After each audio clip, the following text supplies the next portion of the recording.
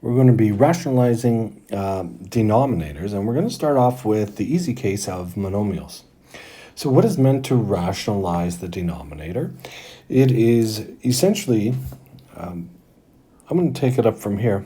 A radical expression is only truly simplified when the denominator is an integer number.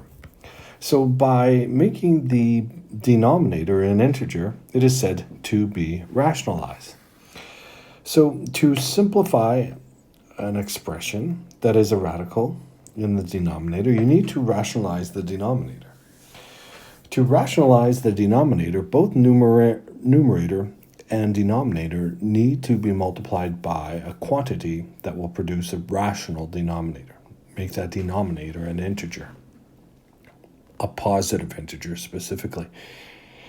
For an expression with a monomial radical denominator, we're going to multiply the numerator and denominator by the radical in the denominator. So for example here, what we're going to do is 3 over root 2. So in essence, what I'm doing is I'm going to not change the value. So I'm going to multiply it by 1. And that seems very uninteresting because 3 over root 2 will maintain its value. But rationalizing the denominator, what we do is we hope that we're going to keep the same value, but also what we're going to do is we're going to make our denominators a positive integer. So if we multiply this, we're going to multiply the numerators. 3 times root 2 is 3 root 2. But when we multiply the denominators, root 2 times root 2, or root 2 squared, can just simply be written as 2. Let's move on to the next example. I'm going to rationalize the denominator. So I'm going to multiply both top and bottom, numerator and denominator, by a number that will change this denominator to be a positive integer. And really, it is just root 3. And by the way, what I have highlighted here in yellow in this latest question really is 1. Right? Root 3 over root 3, anything divided by itself is 1. So really that's what we're doing. So the radical is going to maintain its value.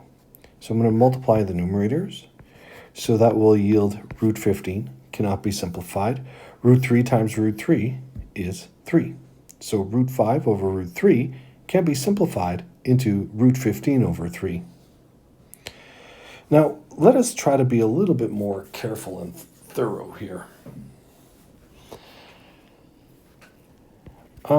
There's nothing remarkable about any of these numbers. Remember that these are just simply coefficients, and since they cannot be simplified, 5 over 2 cannot be simplified.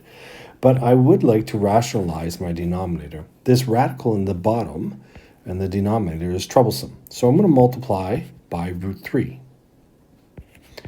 And when I do that, I think I have a little bit of work here. The numerator becomes 5 times root 3 is 5 root 3. And the denominator is 2 times root 3 squared. Now, for this way, I decided to take an extra step simply because it was a little bit more work. The numerator I'm going to keep the same, so it's 5 root 3. And the denominator is 2 times 3, because root 3 squared ends up being 3. So what we have here is, pardon me, that was my mistake. What we have is 5 root 3 over 6.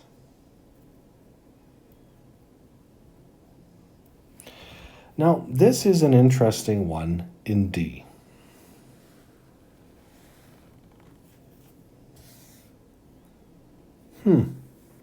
Wonder if you want to press pause and see where this goes. That's okay. I'm going to try to take this 2 different ways. First way is the long way, and that will be the red way. Second way is with a little bit more knowledge and using the practice that you've learned previously is much shorter.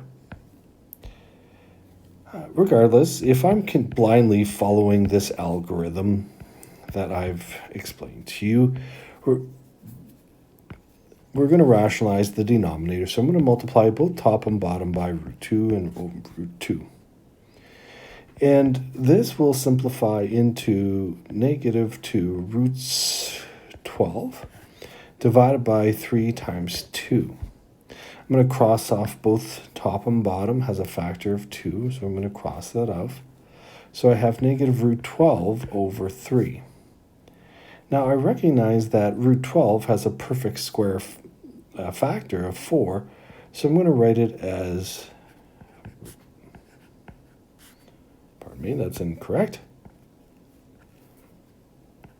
Negative 12 can be written as negative root 4 times root 3 divided by 3. And what we have is negative root 4 simply can be written as negative 2 root 3 over 3. Now that seemed like it's fairly long, and I apologize that I went all the way this way. That's a very unusual way to write algebra. Let's see if I can come up with a better idea. So I'm going to take a look at my coefficients. I'm going to write those in black. So I have negative 2 over 3. Now my radicals here, I'm just going to highlight in radicals. And when we're dividing radicals, and simply what we can do is we can bring them underneath the same radical sign. So I would say that we're just going to keep the coefficient the same, negative 2 over 3, and my radical can be simply expressed as 2.